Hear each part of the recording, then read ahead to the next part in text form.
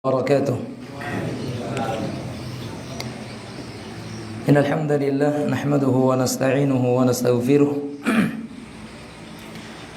ونعوذ بالله من شرور أنفسنا وسيئات أعمالنا من يهده الله فلا مضل له ومن يضلل فلا هادي له أشهد أن لا إله إلا الله وحده لا شريك له وأشهد أن نبينا محمدا عبده ورسوله صلى الله وسلم عليه وعلى آله وصحبه ومن تبعهم بإحسان إلى يوم الدين وسلم تسليما مزيدا. قال الله جل وعلا: يا أيها الذين آمنوا اتقوا الله حق تقاته ولا تموتن إلا وأنتم مسلمون فإن أصدق الحديث كتاب الله وخير الهدي هدي محمد صلى الله عليه وسلم وشر الأمور محدثاتها فإن كل محدثة بدعة وكل بدعة ضلالة وكل ضلالة في النار والعياذ بالله.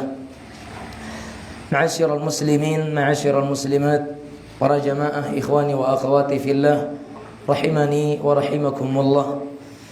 Alhamdulillah, puji syukur kepada Allah Subhanahu wa taala kita panjatkan karena memang dialah zat yang berhak untuk senantiasa mendapatkan pujian dan sanjungan dari seorang hambanya. Setiap nikmat yang diberikan oleh Allah Subhanahu wa taala kepada kita, setiap karunia dan anugerah yang Allah Subhanahu wa taala berikan kepada kita, senantiasa kita syukuri dengan kita jalankan nikmat tersebut dalam ketaatan kepada Allah Subhanahu wa taala.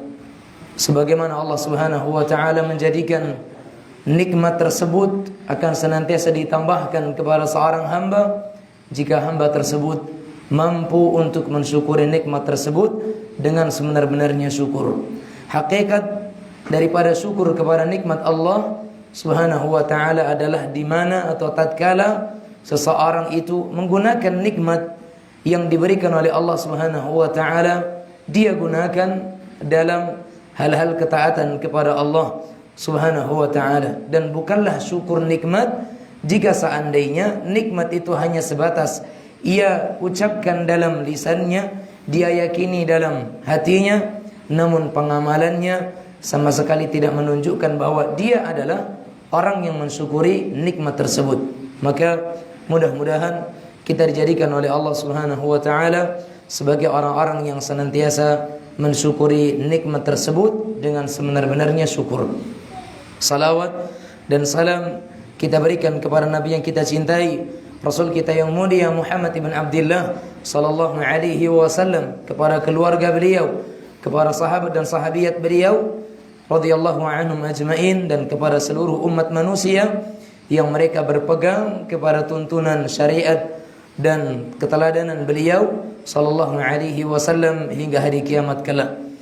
Ikhwani wa akhwati fillah, jamaah kaum muslimin muslimat yang dirahmati oleh Allah Subhanahu wa taala, hari ini atau pada malam yang mulia ini, dengan memohon kepada Allah Subhanahu wa taala, juga dengan melalui setiap nama-namanya yang husna dan sifat-sifatnya yang ulia, kita memohon kepada Allah Subhanahu wa taala kemudahan agar Allah Subhanahu wa taala memberikan kepada kita kelancaran dalam majlis kita yang mulia ini, dalam membahas dan memulai apa yang telah pernah dituliskan oleh Al-Imam Al-Mujaddid Syekhul Islam Muhammad ibn Abdul Wahhab ibn Sulaiman At-Tamimi rahimahullahu ta'ala dalam kitab beliau ini, Usulu Sittah, atau 6 pokok prinsip landasan dasar seorang muslim dalam beragama. Ma'asyiral muslimin muslimat yang dirahmati oleh Allah Subhanahu wa taala, kenapa sih setiap kali belajar tentang prinsip akidah, landasan dasar keyakinan seorang muslim dalam beragama, pasti nanti kita mengambil buku dari beliau rahimahullah, Syekh Muhammad ibn Abdul Wahhab rahimahullahu taala? Apakah kita tidak bosan dengan nama beliau? Atau kenapa sih harus selalu beliau yang kita jadikan sebagai rujukan dalam pembahasan tauhid? Kenapa bukan kitab-kitab yang lain? Dan kenapa kita juga tidak merasa jenuh atau mungkin risih dengan nama beliau, sekalipun mungkin orang yang ngaji kitab beliau ini nanti diberikan nama-nama, julukan-julukan, cacian makian sebagai orang apa? Wahabi. Ya kan? Orang-orang Wahabi. Jamaah rahimani wa rahimakumullah. Pertama kita katakan bahwa Syekhul Islam Muhammad ibn Abdul Wahhab rahimahullahu taala, beliau tidak membuat madhab baru. Beliau menganut madhab Hambali. Maka beliau adalah Hambaliyul madhab. Beliau adalah sosok imam yang bermadhab Imam Ahmad ibn Hanbal rahimahullahu taala. Dan beliau bukan orang yang membuat madhab baru, sebagaimana tudingan-tudingan, tuduhan-tuduhan yang disematkan oleh sebagian orang yang membenci dakwah Muhammad ibn Abdul Wahhab. Mereka membuat tuduhan bahwa Muhammad ibn Abdul Wahhab ini membuat madhab baru. Berarti ada madhab Hanafi, ada madhab Syafi'i, ada madhab Maliki, ada madhab Hambali, ada madhab Wahabi. Dan ini bukan kalimat yang benar. Dan jemaah sekalian rahimani wa rahimakumullah, ada lagi ya orang yang kemudian menyematkan suatu tuduhan yang lebih keji lagi. Mereka mengatakan apa? Orang-orang Wahabi ini ketika mereka sudah mulai risih dengan namanya yang mungkin sudah mulai kotor, karena gelar Wahabi ini sudah mulai jelek di mata masyarakat, maka mereka membuat nama baru. Artinya apa jemaah? Ada yang mengatakan bahwa Wahabi ini baju lama, kemudian mereka membuat nama baru, atau mereka mengenakan baju baru. Dalam riwayat yang lain adalah pakaian baru. Akhirnya mereka menamakan dirinya dengan Salafi. Taib jamaah rahimani wa rahimakumullah. Apakah Salafi ini nama lain daripada Wahabi? Apakah Salafi adalah baju baru daripada Wahabi? Tidaklah orang-orang yang mereka mengatakan Salafi adalah nama baru daripada Wahabi, kecuali dia adalah orang baru. Saya ulang. Tidaklah ada orang yang mengatakan bahwa Salafi baju baru dari Wahabi, kecuali dia adalah orang yang baru mengenal kata-kata salaf. Padahal jamaah rahimani wa rahimakumullah, Nabi sendiri sallallahu alaihi wasallam, beliau pernah mengatakan bahwasanya dirinya adalah salaf. Benar atau enggak? Nabi sendiri sallallahu alaihi wasallam, beliau pernah mengatakan dirinya adalah salaf. Apakah kemudian kita katakan oh berarti Nabi Muhammad adalah Wahabi? Karena itu Salafi adalah baju baru, Wahabi baju lama. Berarti kalau Nabi mengatakan dirinya adalah salaf, berarti beliau adalah Wahabi, begitu? Jamaah, maka ini salah jamaah. Di mana buktinya bahwasanya Nabi mengatakan dirinya salaf? Dalam hadis riwayat Imam Bukhari dan Muslim. Hadis yang panjang jamaah. Nabi yang mulia sallallahu alaihi wasallam dalam riwayat itu sampai beliau memanggil Aisyah. Ini sengaja saya sampaikan jamaah supaya nanti kita jangan sampai jenuh belajar tentang kitab atau risalahnya Muhammad ibn Abdul Wahhab rahimahullahu taala. Dalam hadis yang panjang sampailah kemudian riwayat itu menjelaskan bahwasanya Nabi Muhammad sallallahu alaihi wasallam memanggil Fatimah radhiyallahu taala anha. Beliau siapa? Putri Nabi tercinta sallallahu alaihi wasallam radhiyallahu taala anha. Maka di panggilan kali yang pertama Nabi membisikkan suatu bisikan. Fatimah menangis. Melihat Fatimah menangis, maka kemudian Fatimah dipanggil lagi oleh Nabi yang mulia sallallahu alaihi wasallam untuk kedua kalinya.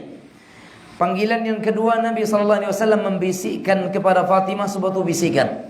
Dan di panggilan yang kedua ini, dibisikkan di kali yang kedua, Fatimah tertawa.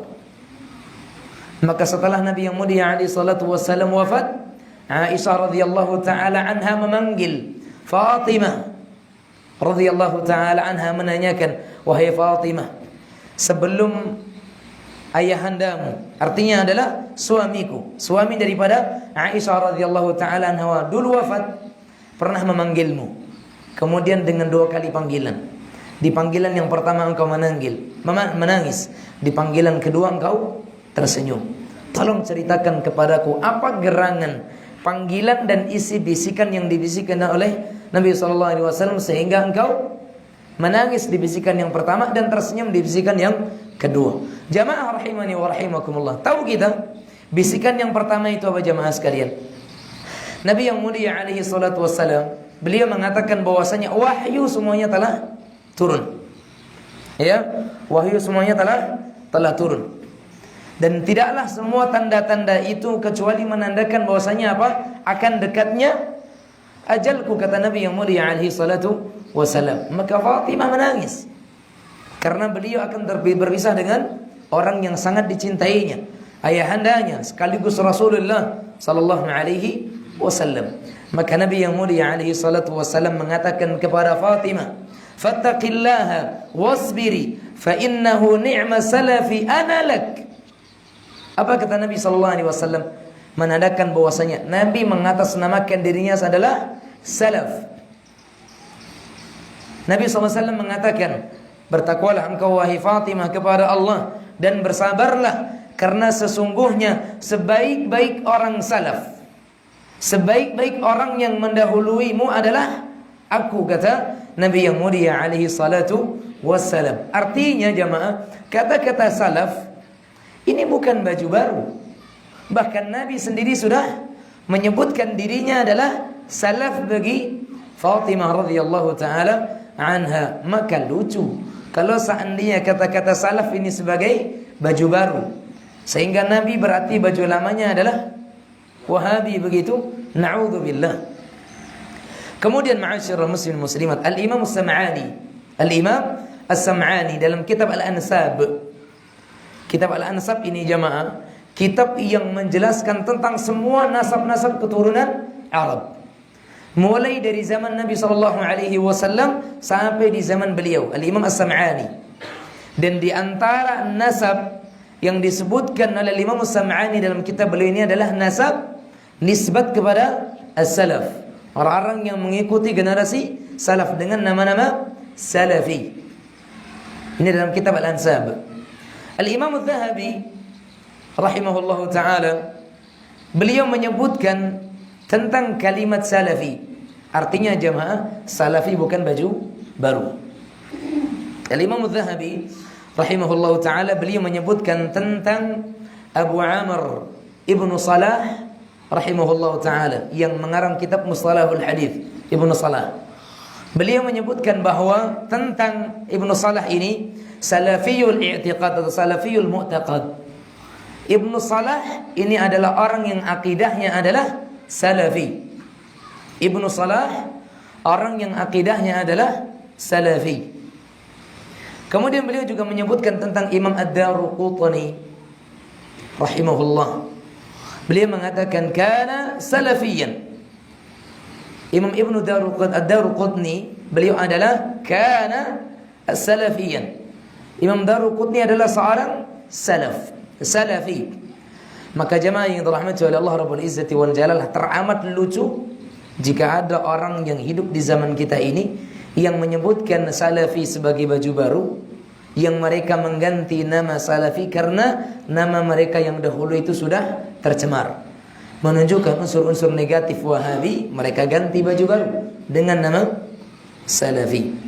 Maka jemaah rahimani wa rahimakumullah, kalaulah seandainya Wahabi ini diberikan gelar kepada orang-orang yang mereka mengikuti ajaran Muhammad ibn Abdul Wahhab rahimahullahu ta'ala, maka demi Allah, saya sendiri jamaah, saya menyaksikan diri di hadapan anda semuanya dan mengatasnamakan Allah subhanahu wa ta'ala bahwasanya saya ridha ketika saya dikatakan sebagai Wahabi, karena memang kita mengikuti akidahnya Muhammad ibn Abdul Wahhab rahimahullahu ta'ala. Sehingga jamaah rahimani wa rahimakumullah, pernah kan diberikan pertanyaan kepada salah seorang ustaz, pertanyaan yang aneh jamaah, tapi jawabannya luar biasa. Apa pertanyaannya jamaah? Kenapa orang-orang Wahabi ini semakin diserang, semakin dicaci, semakin dimaki, semakin dijelekkan, Wahabi justru semakin banyak? Wahabi ini semakin bertambah, Wahabi semakin menjamur, Wahabi semakin menyebar. Jamaah rahimani wa rahimakumullah. Jawabannya apa jamaah? Min barakati da'wati syekh. Pertama adalah karena keberkahan dakwahnya beliau, Syekh Muhammad Ibn Abdul Wahhab rahimahullah ta'ala. Keberkahan beliau. Dan di antara ciri-ciri kebaikan dan ketulusan dakwah itu apa? Dakwah itu akan diterima, dan semakin banyak orang yang akan bisa menerima dakwah tersebut. Makanya Allah Subhanahu wa taala mengatakan, "Inna lanansuru rusulana walladzina amanu fil hayati dunya wa yauma yaqumul ashhad." Kami akan menolong rasul-rasul kami, kata Allah, dan orang-orang yang beriman pada di kehidupan dunia mereka, dan juga ketika pada hari di mana orang-orang yang bersaksi mereka berdiri memberikan kesaksian. Artinya apa jemaah sekalian? Allah sudah menjamin pertolongan diberikan oleh Allah untuk orang-orang yang mereka beriman kepada Allah dan Rasulnya sallallahu alaihi wasallam.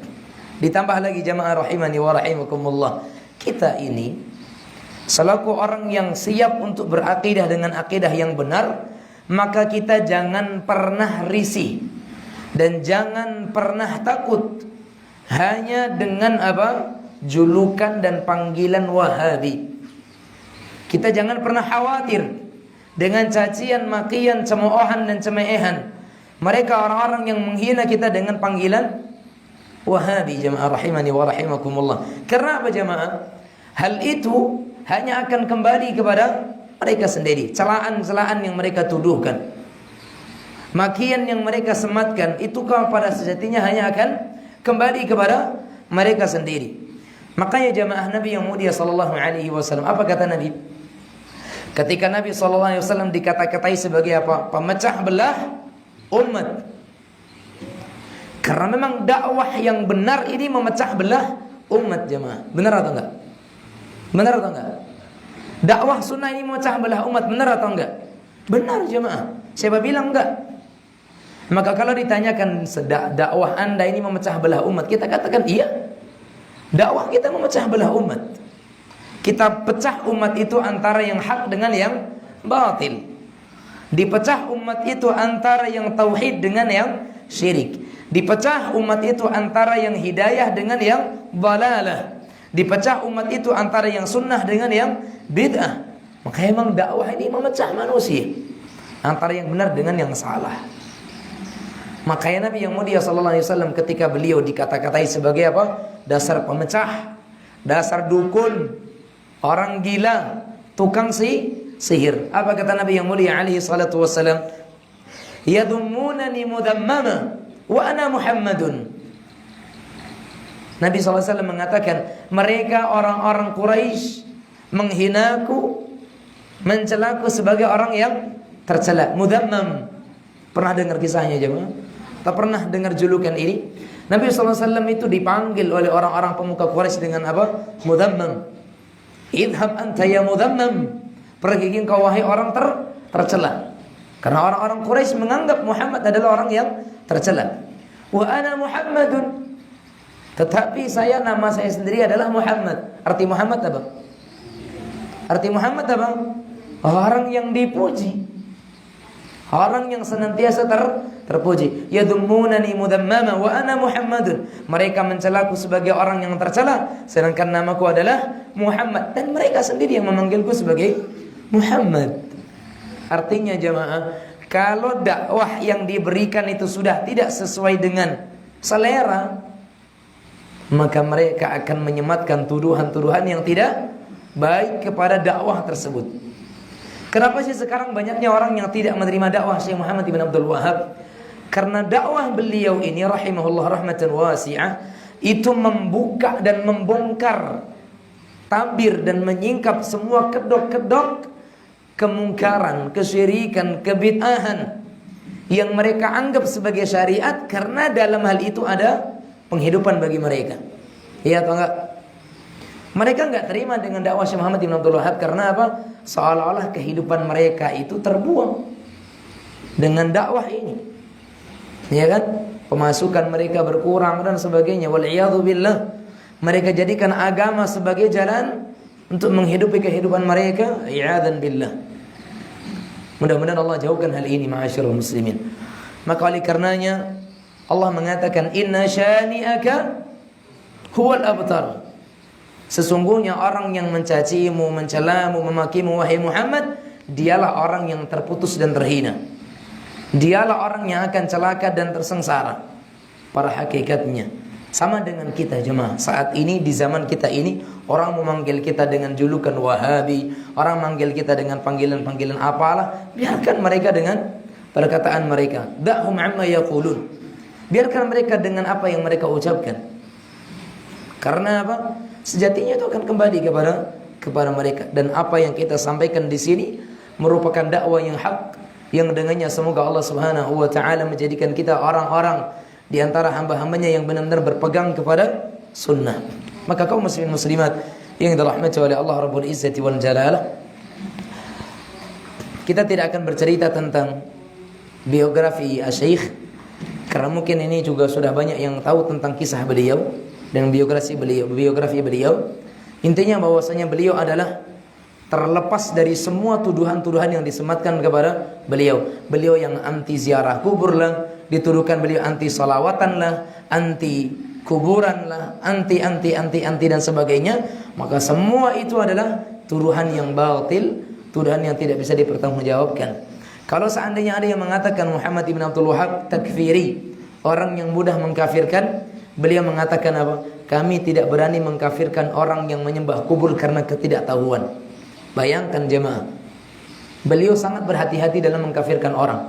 Dan bahkan dalam dakwah beliau sangat mencaci orang yang mengkafirkan pemimpin. Karena pemimpin bukan orang yang kafir selagi mereka seorang muslim.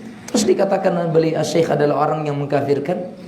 Maka ini subhanaka hadza buhtanun azim, yang adalah merupakan tuduhan yang besar dan yang mereka tentunya akan dimintai pertanggungjawaban oleh Allah Subhanahu wa ta'ala. Baik, ma'asyiral muslimin, ma'asyiral muslimat yang dirahmati oleh Allah Rabbul Izzati wal Jalalah. Kita mulai dari muqaddimah beliau dalam kitab Al-Usul Sittah ini. Usul artinya apa jemaah? Dasar. Sesuatu yang dibangun di atasnya. Artinya kalau dalam bahasa kita apa? Landasan, pondasi. Sesuatu dibangun di atasnya. Itu namanya aslun atau usul.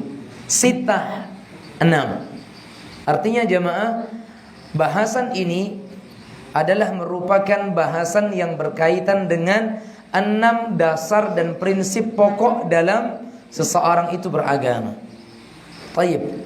Ma'asyiral muslimin muslimat yang dirahmati oleh Allah. Beliau mengatakan, min a'jabil ujabi wa akbaril ayati ad-dallah ala qudratil malikil ghallab sittatu usulin bayyanaha Allah Ta'ala bayanan wadiha lil awami fawqa ma yadhunnu dhannun. Kata beliau rahimahullahu ta'ala, di antara hal-hal yang paling mengherankan atau di antara keajaiban yang paling menakjubkan, dan juga di antara hal-hal yang paling agung yang menunjukkan kepada maharajanya Allah, kebesaran Allah Subhanahu wa ta'ala, zat yang maha mengalahkan, sittatu usulin, 6 landasan dasar dalam beragama. Bayanah Allah ta'ala bayanan wadihan lil awam, yang Allah Subhanahu wa ta'ala telah jelaskan hal ini dengan penjelasan yang jelas bagi orang-orang yang awam. Artinya jemaah, 6 landasan ini semuanya menjadi landasan yang telah jelas, enggak ada yang samar dalamnya, semuanya sudah jelas. Artinya jemaah, apa yang akan beliau sebutkan ini semuanya jelas nantinya, enggak ada yang samar. Tetapi rupanya perkara yang jelas pun tidak dipahami oleh orang-orang yang cerdas, kata beliau. Thumma ba'da hadha ghalata fihi katsir min adghiya'il 'alam. Namun rupanya dengan hal ini, bersamaan dengan hal ini mungkin agak diturunkan aja. Apa namanya? Bang, kameranya agak diturunkan. Thumma ba'da hadha, dan kemudian dengan ini masih banyak di antara orang-orang yang cerdas di dunia ini, mereka orang-orang yang berakal, intelek, namun mereka rupanya justru keliru dalam memahami 6 landasan dalam beragama ini. Mereka cerdas, mereka pandai, ya kan? Mereka orang-orang intelek, bukan orang-orang yang sembarangan dalam hal kecerdasan dan otak mereka.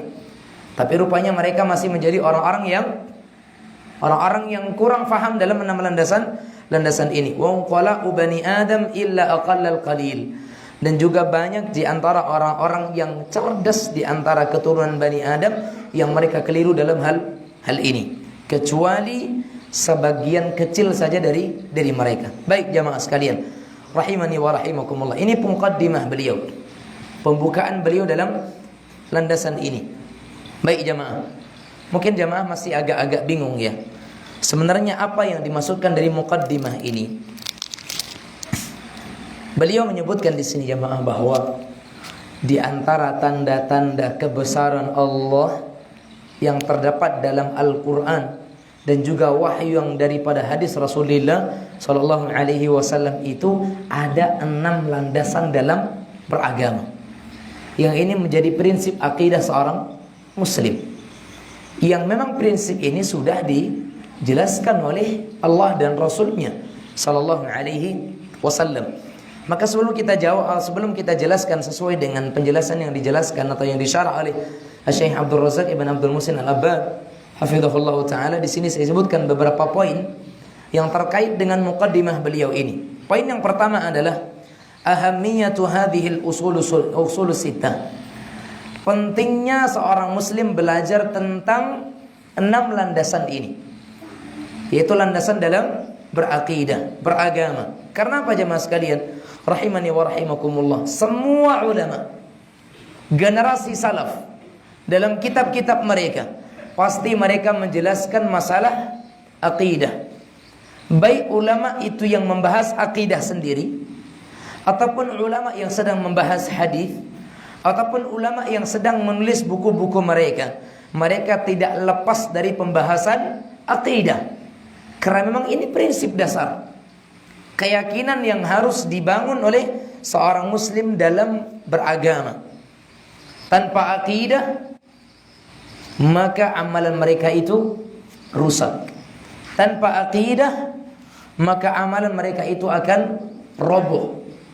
Bayangkan jemaah, suatu pondasi, namun suatu bangunan tidak ada dasar dan asasnya, bagaimana jemaah?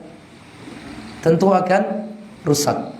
Dan benarkah amal seseorang itu akan runtuh tanpa suatu pondasinya? Jelas. Dan jelas bahwasanya suatu amal ibadah yang dibangun selain daripada di atas tauhid, maka amalan itu akan roboh jemaah. Begini jemaah, logikanya ini ada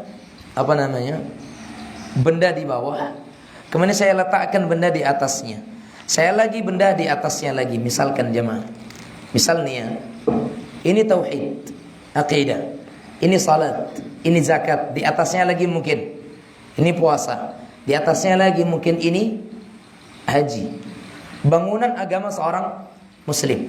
Ini tauhid, akidah, asyhadu an la ilaha illallah wa asyhadu anna muhammadan rasulullah. Ini tauhid, iya kan? Kan bangunan Islam itu kan 5 kan? Bangunan Islam adalah terdiri dari 5. Rukun Islam ada berapa? 5. Yang pertama syahadat, yang kedua salat, yang kedua zakat, yang ketiga puasa, yang kelima haji. Anggap ini syahadatnya, ini salatnya, ini zakatnya, ini puasanya, ini hajinya jemaah. Bayangkan sekarang, jika seandainya nomor 1 ini saya ambil, rusak artinya jemaah, roboh. Yang lain apakah tetap tegak di atas seperti itu? Mungkin jemaah. Kira-kira kalau saya ambil ini botol, apa yang terjadi? Apa yang terjadi jemaah? Roboh atau tidak? Mau bukti? Kasihan Nabi saya jemaah, rusak. Ini kalau saya ambil ini bagian yang paling bawah, otomatis yang di atasnya akan jatuh, rusak jemaah. Begitulah perumpamaan tauhid jemaah. Kalau tauhidnya rusak, mau dia salat, mau dia zakat, mau dia puasa, mau dia haji. Kalau tauhidnya rusak, maka amalannya yang ada nanti akan rusak jemaah. Oke, saya ambil handphonenya lah jemaah, kasihan. Kalau nggak percaya, ini saya ambil botolnya, apa yang terjadi? Roboh jemaah. Ini logika jemaah. Begitulah bangunan Islam seseorang.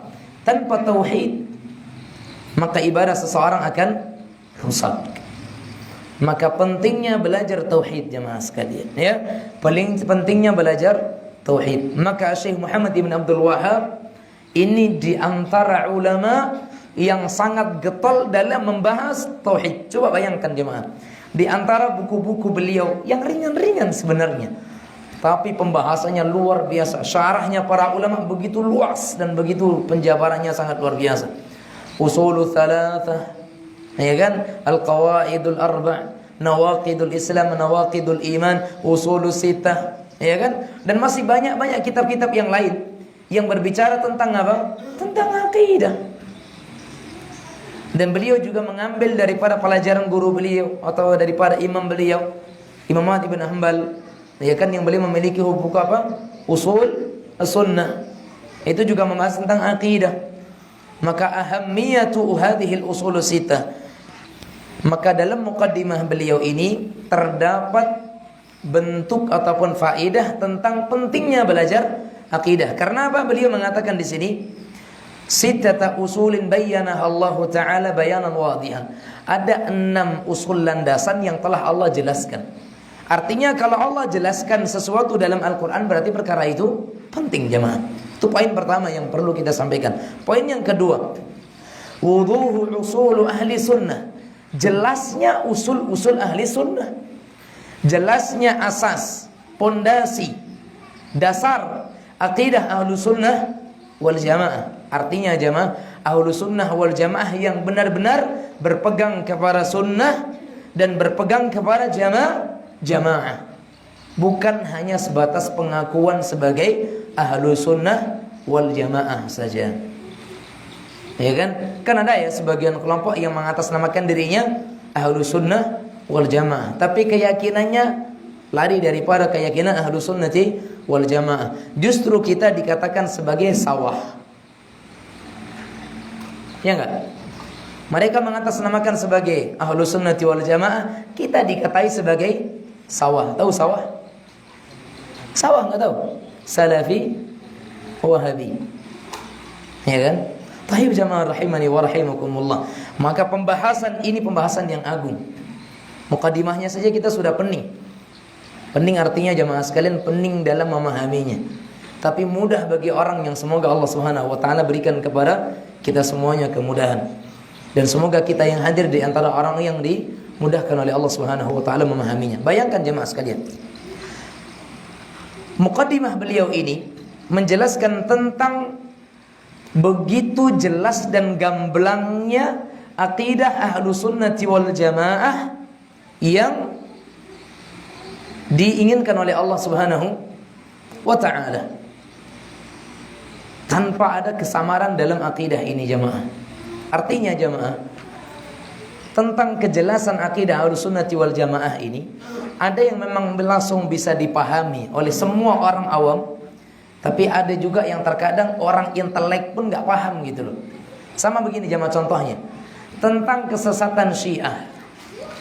Kira-kira yang paham tentang kesesatan Syiah, orang awam paham atau enggak? Paham insyaallah. Bahwasanya orang-orang Syiah mereka salah karena mereka menuhankan hari. Tapi rupanya ada orang-orang yang jenius, orang-orang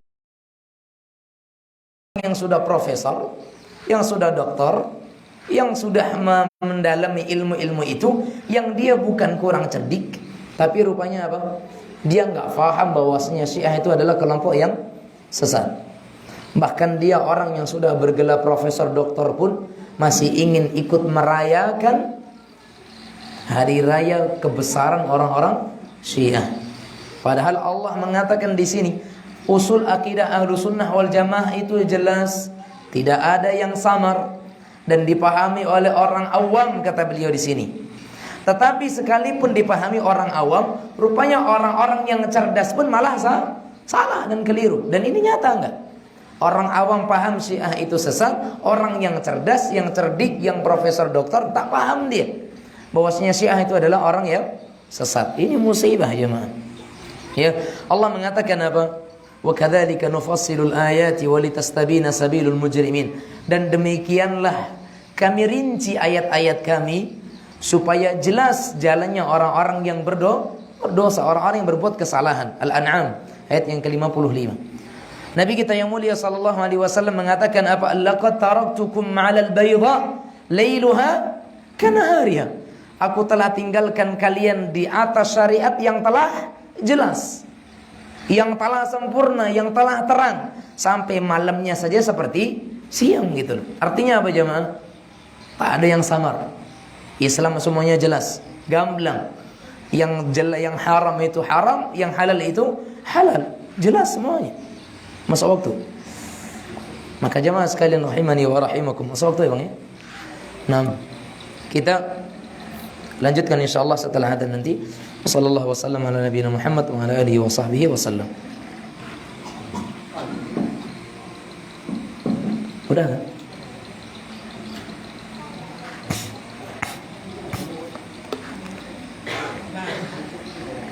Rasa-rasa dengar adzan ya?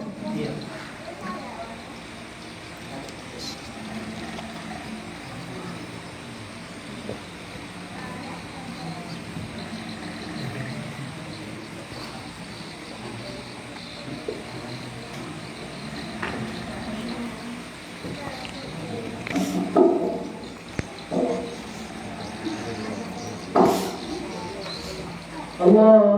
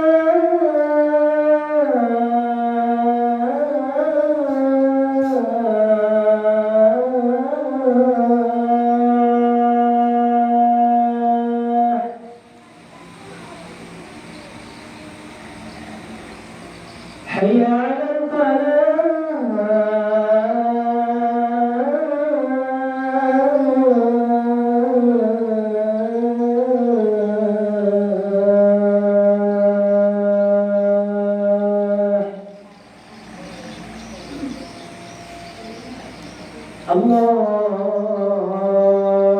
Akbar, Allahu Akbar. La ilaha illallah.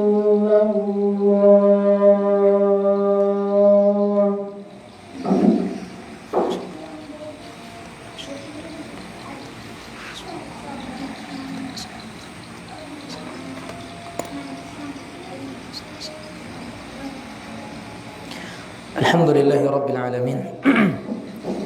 Wassalatu wassalamu ala ashrafil anbiya'i wal mursalin Nabiyyina Muhammad wa ala alihi wa sahbihi wa man tabi'ahum bi ihsanin ila yaumiddin wa sallama tasliman katsira, amma ba'du. Jamaah sekalian rahimani wa rahimakumullah. Kembali kepada muqaddimah beliau. Beliau di sini mengatakan bahwa bayyana Allah Ta'ala bayanan wadihan lil 'awam fawqa ma yadhunnuhu adh-dhannun. Allah Subhanahu wa Ta'ala telah jelaskan dasar-dasar prinsip asal akidah ahlu sunnati wal jamaah ini dengan jelas dan gamblang. Hatta bagi orang awam sekalipun mereka akan bisa faham. Ya. Kata beliau di sini menjelaskan bahwa memang akidah ahlu sunnah wal jamaah atau pemahaman ahlu sunnah wal jamaah ini pemahaman yang secara fitrah. Akidah yang menjelaskan tentang akidah yang benar ini sesuai dengan fitrah manusia gitu. Kalau ada sekarang manusia yang menolak, maka dia berarti lari daripada fitrahnya. Faham di sini jemaah? Karena memang apa yang beliau dakwahkan sesuai dengan fitrah manusia. Sesuai dengan fitrah manusia.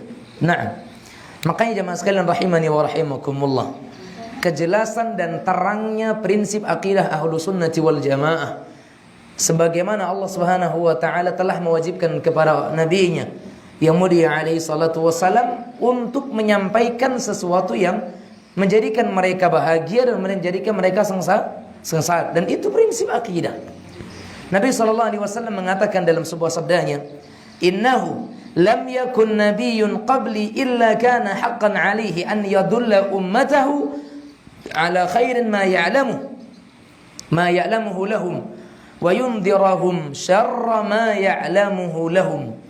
Kata Nabi yang mulia sallallahu alaihi wasallam, sesungguhnya tak satu pun dari seorang nabi sebelumku kecuali Allah wajibkan kepada mereka untuk menyampaikan kepada umatnya, memberitakan kepada umatnya sesuatu yang telah ia ketahui atas mereka, bahwasanya sesuatu itu akan memberikan kebahagiaan bagi mereka.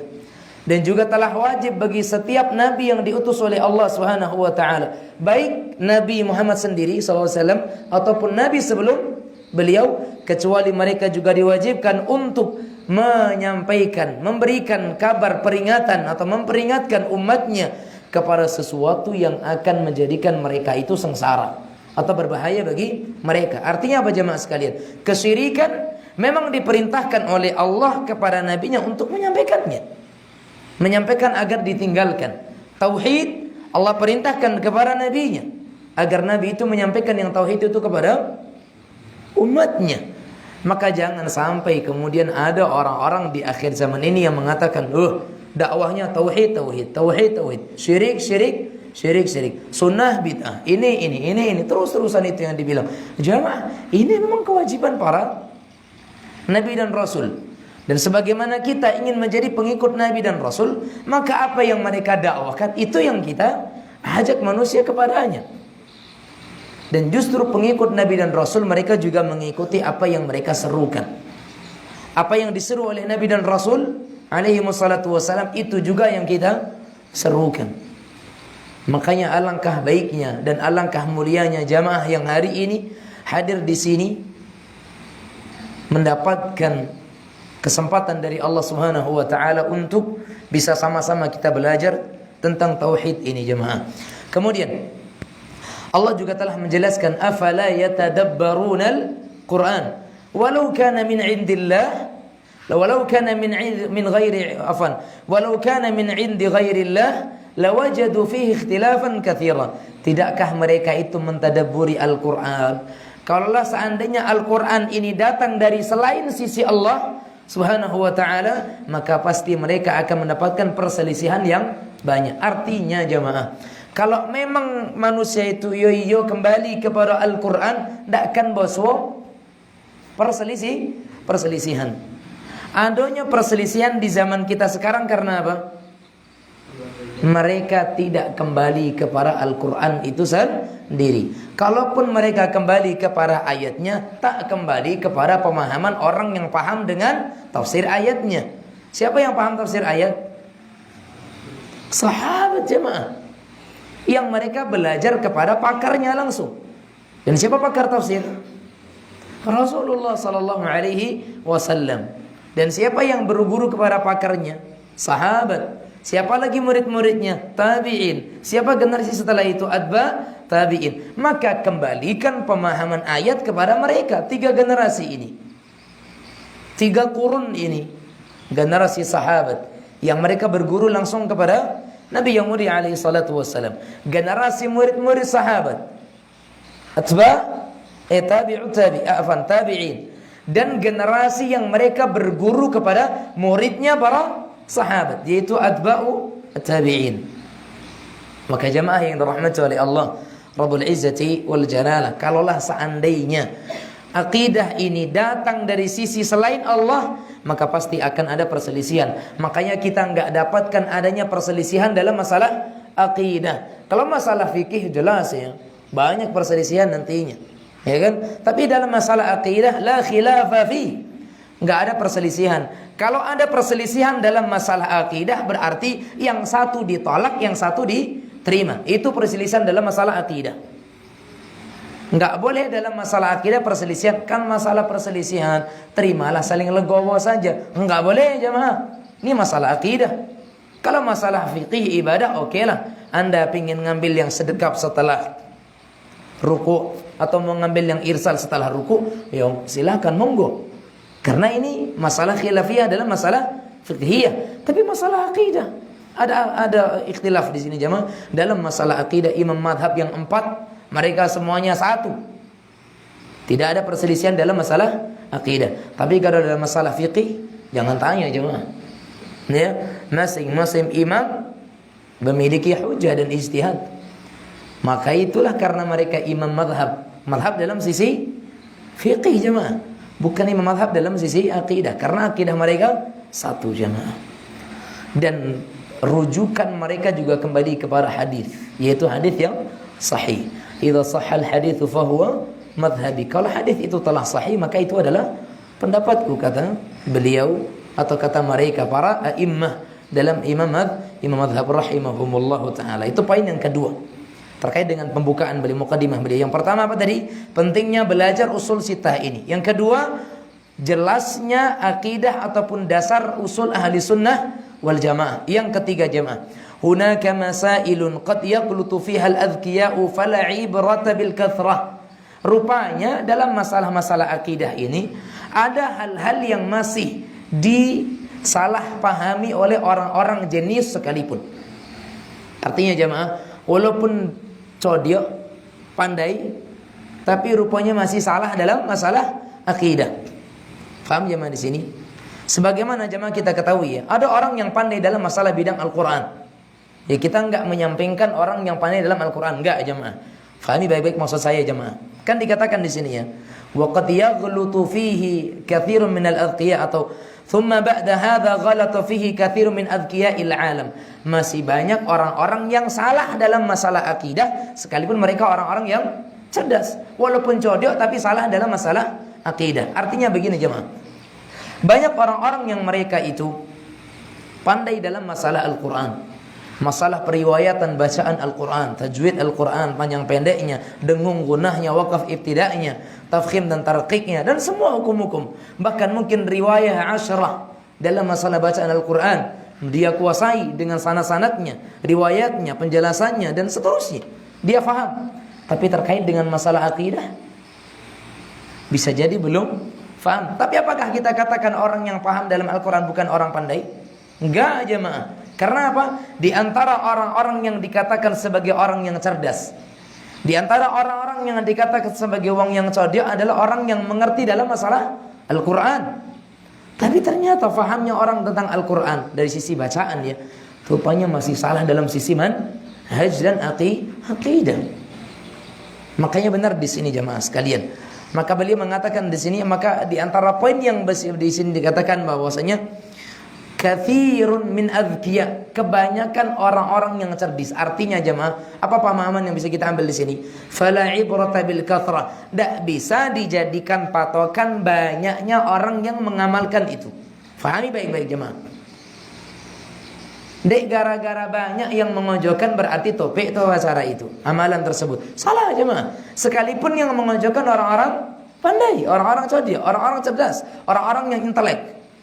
Sekalipun yang mengamalkan amalan itu orang-orang yang cerdas, orang-orang yang pandai, namun kalau memang salah dari sisi akidah, kita katakan kecerdasannya tidak membawanya kepada orang yang cerdas, atau kecerdasannya tidak menjadikan dia sebagai orang yang cerdas, cerdas, tapi tidak menjadi orang yang cerdas dalam masalah akidah. Maka ini jemaah sekalian, Allah mengatakan apa? Wa in tuti aktsara man fil ardi yudhilluka an sabilillah. Kalaulah kita mengikuti kebanyakan uang di muka bumi maka mereka akan menyesatkan kita dari jalan yang benar. Jelas di sini kan? Maka kebanyakan banyak yang memojokkan itu salah juga. Nah, kalau memang salah ya, salah walaupun banyak yang mengamalkan. Karena dalil bukan banyaknya yang mengerjakan, tapi Al-Quran sunnahnya mengatakan atau tidak. Bagaimana wahyu memandangnya. Kemudian Allah juga mengatakan wa anna hadza sirati mustaqima, dan sesungguhnya ini satu jalan adalah jalanku yang lurus, satu jalan. Fattabi'u, ikuti yang satu itu. Wala tattabi'u subul, dan jangan ikuti jalan-jalan yang banyak. Kalau begini berarti jemaah, yang boto yang banyak yang satu. Yang banyak yang satu. Yang satu Allah mengatakan wa anna hadza sirati, dan inilah jalanku, satu jemaah. Fattabi'uhu, maka ikutilah dia. Hu ini dhamir untuk satu. Ikutilah dia jalan yang satu. Wala tattabi'us subul, subul jemaah dalam bentuk plural, banyak. Dan jangan ikuti jalan-jalan, menunjukkan apa? Yang banyak ulun tentu betul. Nah ya, paham di sini jemaah sekalian? Kemudian poin yang keempat dan poin yang terakhir yang kita ambil faedah dari sini jemaah, bahwa wuduhul farqi bainal haqqi wal batil. Jelasnya setelah kita belajar akidah nanti ini, jelas bagi kita itu antara yang hak dengan yang batil. Kenapa jemaah sekalian? Wa qul ja'al haqqu wa zahaqal batil. Katakanlah wahai Muhammad, jika kebenaran telah datang, maka yang namanya kebatilan pasti akan musnah. Ini kata Allah Subhanahu wa ta'ala. Dan Allah Subhanahu wa ta'ala juga menyebutkan famada ba'dal haqqi ila dhalal. Dan apakah ada setelah seseorang itu meninggalkan kebenaran kecuali dia akan terjatuh kepada kesesatan. Artinya apa? Memang yang namanya kebenaran dengan kesesatan tidak akan pernah bersatu. Tidak mungkin jemaah. Abadan ila yaumil qiyamah. Salam-malamnya sampai hari kiamat. Yang namanya minyak juayun akan pernah bersatu. Sama dengan antara yang hak dengan yang batil tidak akan pernah jadi satu. Pasti akan ada satu yang kalah. Kalau kita condong kepada yang batil, maka kebenaran pasti akan jauh dari kita. Di saat kita ya'tamil atau saja kita itu mal, kita condong kepada kebenaran, maka genggam benar-benar kebenaran itu supaya apa? Yang batil itu akan sirna dan musnah dari kehidupan kita.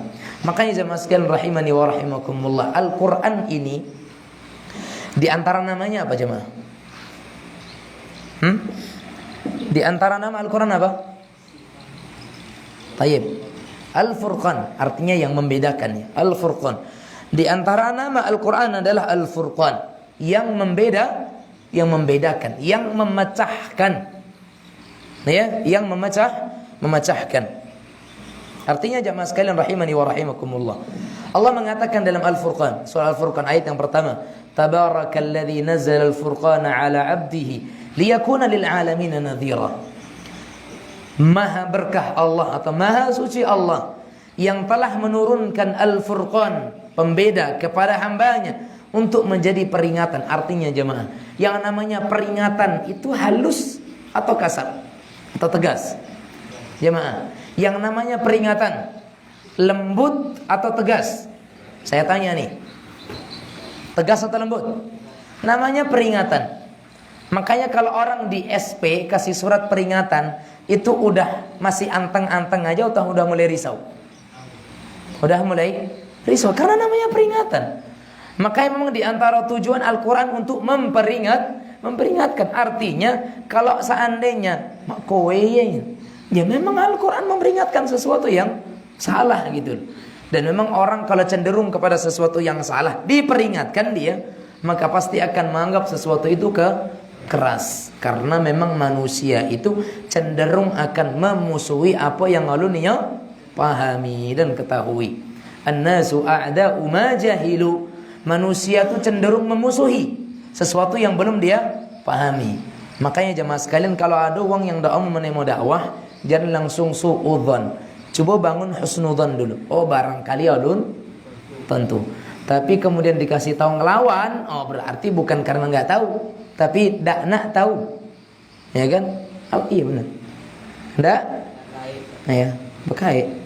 Taib jamaah sekalian rahimani wa. Memang dia yang nggak mau tahu, kesombongannya menutupi dirinya untuk mengetahui hal tersebut. Taib jamaah sekalian.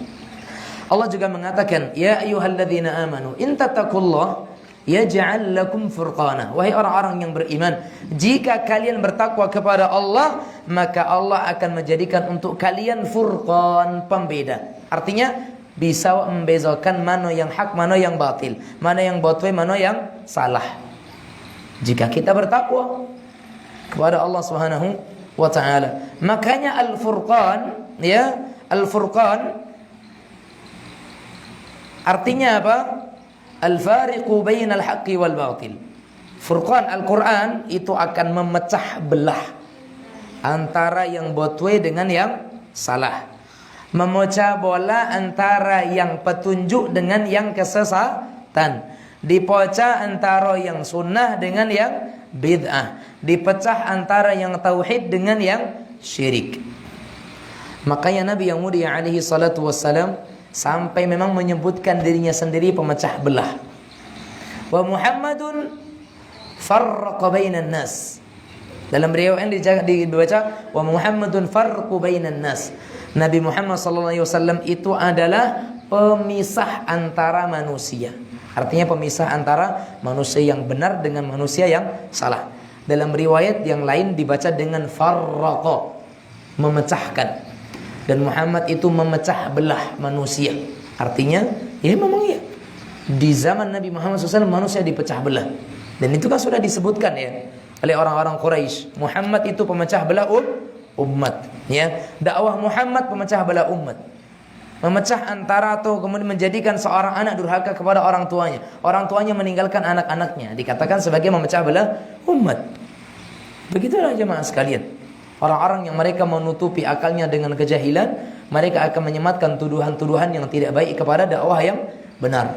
Yang mudah-mudahan Allah Subhanahu wa taala melindungi kita daripada hal-hal ini. Wallahu a'lam bishawab. Insyaallah kita lanjutkan pada pertemuan-pertemuan yang selanjutnya biidznillah. Ini kita baru membacakan muqaddimahnya. Belum kita bacakan syarahnya dari Syekh Abdul Razak Ibn Abdul Muhsin Al-Abbad hafizahullahu ta'ala. Baik, silakan. Barangkali ada pertanyaan. Nah, silakan Bang. Itu awak minta sekolah Pak, aku Ustaz. Jadi ada dua ayat di situ Ustaz. Dipolis secara kredit Ustaz. Bang kau cicil gini aturan sekian per bulan kan. Itu yang pertama. Yang kedua di jalan yang kalau dimudah ini kan dibolehkan untuk apa? Tapi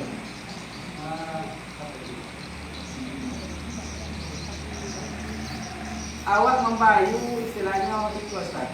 Yang induknya tadi bang 60. Jadi 60 itu untuk barang. Jadi yang tiap bulannya awak membayu itu umpama sepakati 1 juta. Dan itu Setiap orang memakai kontrak lah istilahnya. Bang tadi, awak dibelikan untuk dirinya, tapi dengan jalan kontrak dulu. Kontraknya macam apa? Awak pakai bang tu lah sampai kawan kan. Jadi bang tu semasi oleh pulangkan fitting yang sebanyak 60 tadi, awak dikonen ini 1 juta sebulan saja. Sampai lah bisa awak membuat fittingnya yang 60 tadi Ustaz. Dengan tabungan 1 juta per bulan tadi atau di luar itu? Di luar Ustaz. Berarti jatuhnya lebih apa 60 juta? Awak dibelikan barang tapi Ustaz. Dibelikan barang you know? Iya, tahu. Dibelikan barang. Itu jatuh utang berapa utang? 60 juta. 60 juta. Akadnya jadi awak beli kayaknya berapa? 60 juta. Tetap 60 juta tadi. Oke. Kemudian awak bayu per bulan 1 juta. Sampai awak membolehkan yang 60 juta tadi. Iya. Istilahnya dikontrakkan dulu kalau orang tak bisa membayar 60 itu. Semua kontrak dulu pakailah mesin dulu, tapi orang harus membayar sekian per bulannya. Tayyib jamaah rahimani wa rahimakumullah. Naha Rasulullah SAW an bay'ani fi bay'ah. Nabi melarang 2 akad dalam satu jual beli. Dalam satu akad enggak boleh. Ada 2 akad dalam satu akad, itu enggak boleh. Dan itu akadnya 2. Satu akadnya jual beli, akad yang kedua sewa. Kontrak. Dan itu enggak boleh hukumnya. Nah ya, kalau jual beli. Kalau sewa. Jelas. Kan seperti itu ya. Wallahu a'lam. Yang pertama tadi apa? Kredit. Kreditnya seperti apa? Kreditnya banyak juga tak kira Ustaz. Nah ya, contohnya misalkan harga kontan 10 juta. Kemudian nanti kalau dikredit per bulan 500 per bulan, maka bayar nanti 15 bulan. Ya, atau misalkan 10 bulan. Berarti Tabayu awak dari 10 menjadi 20 Ustaz. 20. Baik jamaah rahimani wa rahimakumullah. Apa hukum kredit? Para ulama berselisih pendapat. Ada yang mengharamkan berdalil bahwasanya hukum kredit ini adalah 2 jual beli atau meletakkan 2 harga dalam satu akad jual beli. Hukumnya enggak boleh. Pendapat yang kedua mengatakan hukumnya boleh. Karena pada hakikatnya itu bukan 2 harga, tapi 1 harga. Artinya begini jamaah. Dan wallahu a'lam, pendapat yang rajih terkait hukum kredit hukumnya boleh. Hukumnya boleh selagi akadnya jelas. Contohnya, saya menjual sepeda motor. Silakan Anda beli dengan kontan, ini Honda, kalau kontan harganya 20 juta. Kontan. Tapi kalau Anda ingin kredit, maka harganya nanti menjadi semakin jauh nanti bulanan Anda, maka semakin semakin banyak bulan, nanti bisa jadi angsurannya ringan tapi banyak bulannya. Tapi semakin besar angsurannya akan semakin sedikit hitungan bulannya. Dan seperti itu. Harga 20 juta, kalau diangsir 1 bulan per 1 juta per bulan, maka Anda bayar nanti 25 bulan. Berarti 25 juta. Tapi kalau Anda bayar nanti 700.000 per bulan, maka silahkan bayar sekitar selama misalkan 30 bulan. Jadilah berapa? Berapa misalkan? 40 bulan. Berapa jadinya? 7 kali 4 berapa? 28 juta misalkan gitu ya. Karena angsurannya semakin rendah. Nah, akhirnya kita pilih. Ya udah. Saya pilih kredit, ambil yang 1 bulan 1 juta. Akhirnya kita kena 25 juta. Hukumnya sah. Selagi sebelum kita pulang, sebelum kita menyelesaikan akad, itu bote-bote ditentukan. Akadnya tunai atau kredit. Kalau kredit, maka silakan hukumnya sah dengan syarat 2 jemaah. 1, tidak ada denda. Ya, tidak ada denda. Yang kedua, tidak ada kenaikan dari harga kredit yang sudah disepakati. Artinya jemaah, ya, harga kredit disepakati 25 juta. Kan gitu. Cuman di akhir nanti pelunasan belakang ada pula masih nambah. Ada kan yang seperti itu? Walaupun sudah sepakat 1 juta per bulan selama 25 bulan, akhirnya 25 juta. Di angsuran terakhir nambah sekitar 100-200 ribu sebagai uang apa? Tips karena udah ngasih kredit. Maka yang 200 sisa ini gak boleh. Karena jamaah, kredit pun harus jelas. Harga total nanti kreditnya berapa, gak boleh berlebih dari harga total. Ya. Makanya kenapa dilarang denda? Otomatis kalau ada denda, setelah dikalkulasikan, maka hukumnya bertambah. Jumlahnya bertambah dari total kredit yang sudah disepakati. Sekalipun total kredit lebih besar daripada total tunai. Dan hukumnya boleh, selagi sudah disepakati sejak awal. Saya ambil kredit, ya udah kredit. Yang nggak boleh itu jamaah sekalian, mau kalian ambil kredit atau tunai gitu. Misalkan kan itu, pokok dan bawa lah dulu. Baranglah dibawa pulang ogo alun jolele. Akad alun jolele. Nak kredit atau tunai. Ini yang nggak boleh. Ini yang dikatakan apa? Dua harga dalam satu jual beli, antara tunai dengan kredit. Ini yang nggak boleh. Tapi kalau sebelum barang itu kita bawa pulang, kemudian sudah jelas saya ambil tunai lunas. Saya ambil kredit jelas. Berarti akadnya kredit. Utang piutang jadinya. Hukumnya jelas, maka boleh. Sekalipun keuntungan kreditnya 100%. Dari 10 juta sampai 20 juta. Wajar jemaah. Wajar saja, hukumnya sah-sah saja. Walaupun alangkah baiknya menolong orang juga jangan makan. Ini nolong tapi makan. Ya. Nolong tapi makan. Artinya seperti itu jemaah kan gitu. Nolong orang dikasih angsuran tapi yang dikasih 100%. Sama dengan harga kontan, luar biasa kan. Ini kan keterlaluan. Kecuali angsurannya lama sampai 5 tahun, 4 tahun gitu, ya wajar saja. Karena angsurannya lama kan. Dan karena adanya penundaan, itu wajar ada kenaikan. Artinya harganya telah jelas di awal. Terkait pertanyaan yang kedua tadi, ya. Dan belikan waang misalkan mobil seharga 50 juta. Selagi ulun bisa bayu yang 60 juta kok. Kontrak dulu, bayulah sebulan, 1 juta sebulan. Kemudian bang, pertanyaan saya, kalaulah terkumpul 60 juta dari seangsuran per bulan tadi, Bokodo punya awak gitu. Tidak bayar surat kontrak ada. Jadi jamaah artinya kontrak tadi itu untuk nyicil atau untuk apa? Kalau ini nak memudahkan awak, soalnya ini dah. Ya. Sebelum dah yang banyak tu. Ini sama dengan rental istilahnya. Iya jemaah, maksud saya begini. Kalau seandainya sejuta per bulan itu tuh dikumpulkan sampai 60, ya berarti jatuhnya kredit, sama aja kan? Nah, coba apa? Sistematikanya coba cara main. Yang modal tadi, 60 tadi. Kalau lebih bisa dia membayu, tak usah pakai kontrak lainnya. Dimudahkan yang pendana tadi. Kan 60 nyawa diri. Kalau membayu 60 diolah. Membayu bila sanggup bayu besok. Tapi sebelum sanggup membayu 60 kok kontrak dulu. Berarti otomatis nanti jumlahnya bisa jadi sampai 90 juta gitu kan? Berarti kalau tidak dibayu yang 60, berarti itu Masih kontrak awak. Iya masih kontrak. Tahu-tahu esok kemudian awak ada PIPT 60 juta, awak bayu kayaknya, kan gitu. Alah juga ni. Taib jamaah sekalian, maka rubah akadnya. Jangan akadnya dia membelikan kita. Akadnya kontrak sejak awal. Nah, akadnya akad kontrak. Saya kontrak ini mesin 1 juta sebulan. Kalau kita punya uang besok belinya bukan harga baru. Berarti harganya harga second.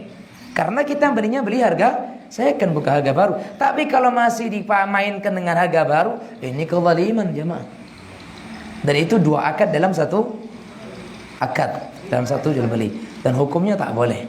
Hukumnya tidak boleh. Naha an bai'atin fi bai'ah. Nabi melarang hukum 2 jual beli dalam satu akad jual beli. Tidak boleh. Wallahu a'lam. Maka kalau kontrak dulu. Selesaikan kontraknya. Ya kan gitu. Kalau udah ada, beli. Berapa sekarang harga secondnya? Kan seperti itu. Silakan. Kalau sore tadi kejadian kami pengurus ada rencana membeli konsumsi makanan. Jadi kami order lah tadi atau kami konsultasi dulu kepada penjualnya. Sarawak dan lain. Jadi ada kawan-kawan tak pun dia mau order barang dalam masjid pesanan kan nasi mau kita dia order. Jadi harus sampaikan kalau syarat-syarat jual beli yang dilarang itu transaksi langsung. Ada barang, ada TV, ada pokoknya terpenuhi syarat-syaratnya kan. Oke lah, itu ada wirid, tanya malam-malamnya makan. Oh gitu. Wallahu a'lam bissawab. Jamaah sekalian rahimani wa rahimakumullah. Apakah yang dimaksudkan dengan jual beli itu adalah transaksi kemudian benar-benar syaratnya semuanya terpenuhi baru dikatakan akad sah, atau apakah hanya sekedar terjadi akad sudah dikatakan jual beli? Wallahu a'lam bissawab. Sebatas pengetahuan saya, kalau salah mudah-mudahan nanti bisa kita klarifikasi, bahwa yang dikatakan akad jual beli atau jual beli itu tidak harus terpenuhi semua syarat-syaratnya sebenarnya. Ketika sudah ada tawar-menawar dalam masjid, maka itu sudah termasuk bagian daripada jual beli. Dan itu lebih aman jamaah. Kita menjaga. Maka sebaiknya kalau Anda ingin ada transaksi jual beli dan menjadikan harganya berapa-berapanya, maka itulah yang jual beli. Terkait pembayaran, itu nanti bisa di dalam, bisa di luar. Karena kata Ustaz Ridwan di Tirmidzi, boleh membayar utang jual beli dalam masjid. Utang. Karena yang jual beli transaksinya, bukan pembayarannya. Artinya begini jamaah, saya ketemu dengan abang ini, dia jual kayu misalkan, ketemunya di kedai. Kan seperti itu ya, akadnya di sana. Saya nggak bawa uang, nantilah saya bayar di taklim, kajian gitu. Saya bayar di sini, maka itu sah. Karena sifatnya apa? Bukan jual belinya di sini, tapi bayar hutang. Karena akadnya tadi di sana. Wallahu a'lam bishawab jemaah sekalian. Maka dalam hal ini alangkah baiknya kalau kita ingin membicarakan sesuatu, maka bicarakan di luar masjid saja. Wah, insyaallah nggak ada payahnya kan payah. Nggak ada payah dari dalam masjid keluar sebentau. Di situ nanti kita bicarakan. Itu mengambil amannya saja. Kalaupun seandainya ada pendapat yang mengatakan bahwasanya dikatakan jual beli ketika terpenuhi semua syarat-syaratnya, ada penjualnya, ada pembelinya, dan kemudian ada barang, ada uangnya, kemudian akadnya di situ nanti harganya, wallahu alam.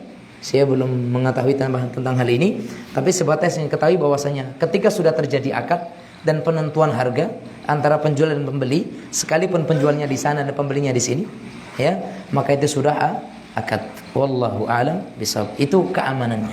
Nah, wallahu a'lam. Tapi boleh ditanyakan kepada ustaz yang lain lagi. Itu sebatas pengetahuan saya di sini. Wallahu a'lam. Wal ilmu indallah. Nah, kalau memang sudah ada keterangan yang lebih valid lagi, tolong sampaikan kepada saya lagi biar kita bisa klarifikasi. Nah, syukran. Baik. Silakan. Yang dikatakan abang tadi itu sistem rekening koran kalau di bank sekarang. Kalau koran itu ibaratnya utang kita tetap nominalnya umpama 100 juta, utang tetap segitu. Tapi kita membayar bulanannya terus sampai utang itu terus. Apa namanya? Rekening koran. Rekening koran ya. Sama. Di kampung kami tinggal pun ada seperti itu. Bapak kau nak niat utang 5 juta, pakailah 5 juta tuh.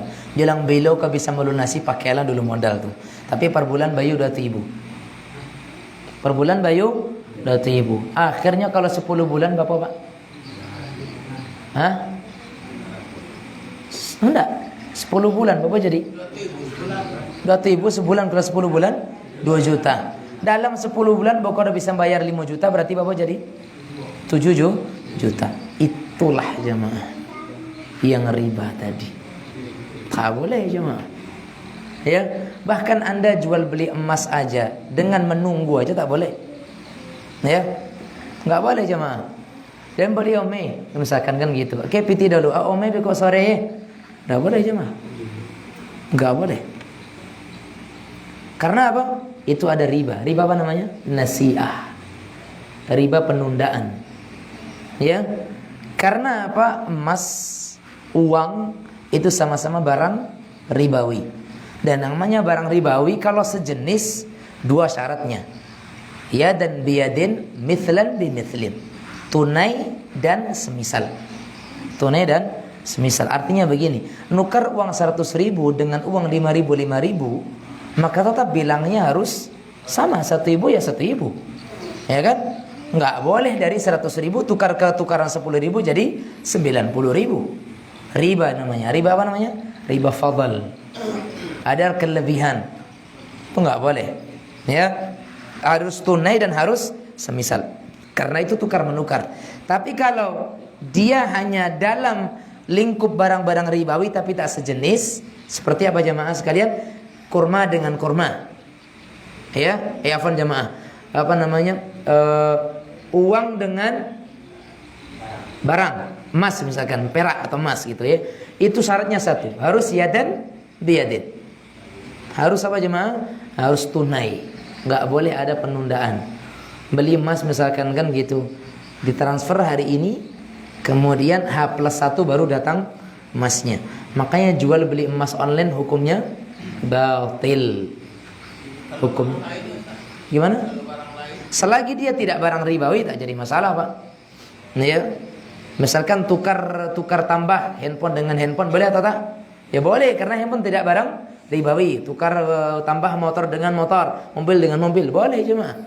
Yang tak boleh barang-barang ribawi yang 6 yang disebutkan oleh Nabi yang mulia alaihi salatu wasallam, seperti kurma, garam kan gitu ya. Kemudian gandum, kemudian uang tadi, termasuk diantaranya emas dan perak di dalamnya kan gitu. Makanya jamaah, nukar kurma ajwa dengan kurma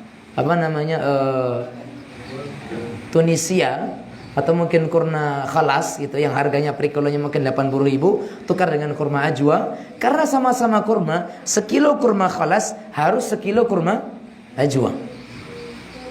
Karena apa jemaah? Sejenis dia, sama-sama kurma. Nah sejenis harus yadan biyadin, mathalan bimathlin, tunai dan sejenis. Nggak boleh gara-gara ini kurma berkualitas, ini kurma jelek, maka itu 2 on, yang ini 1 kilo. Nggak boleh. Nukar benukar antara garam halus dengan garam kasar kan gitu. Dek garam halui sebungkui di garam kasau, 2 bungkui kasau sebungkui halui. Nggak boleh jemaah. Kalau seandainya sekilo garam halui itu 5 bungkui, dan kemudian sekilo garam halui itu 6 bungkui misalkan gitu, walaupun banyak pula garam halui daripada garam kasau, tak bisa jemaah. Harus tetap, karena sekilo dengan sekilo harus sama jemaah. Karena seperti itu ya. Wallahu a'lam. Ini malah kajian muamalah ini gimana? Bahasan kita bahasan tauhid, kajiannya muamalah jadinya.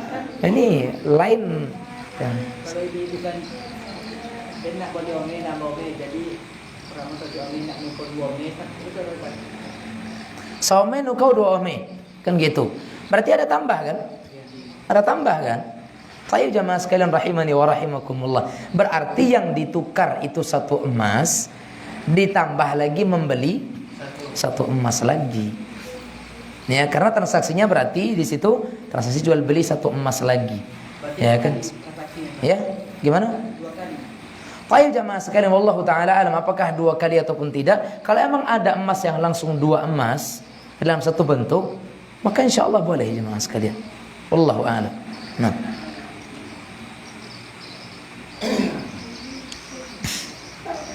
Ustaz, saya minta diperjelaskan tadi. Kalau Wahabi itu kan jauh di belakangan daripada Salafi. Jadi tidak mungkin sudah bosan Wahabi dengan Salafi itu. Tapi kalau bosan Salafi, Wahabi di masyarakat itu terlebih jauh. Kan jauh dulu Salafi lagi daripada Wahabi. Nah itulah jemaah, itu kan orang-orang itu, orang sebelah yang bilang kayak gitu. Wahabi baju lama, Salafi baju baru. Terbalik. Harusnya Salafi baju lama, Wahabi baju baru. Karena Wahabi datangnya kemudian setelah Salaf. Kan seperti itu jemaah sekalian. Ya. Dan kemudian Imam Muhammad ibn Abdul Wahhab itu sudah terlepas daripada 3 kurun generasi salaf. Kan seperti itu ya. Makanya Wahabi datangnya setelah Salafi. Kalau Wahabi yang dimaksudkan adalah Imam Muhammad ibn Abdul Wahhab. Tapi kalau Abdul Wahhab ibn Rustum, iya, dia ada masih dalam kurun-kurun yang masih ada generasi salaf di situ. Karena masih 200-an, kan gitu. Abdul Wahhab ibn Rustum masih 200-an. Dan dia orang Khawarij sebenarnya.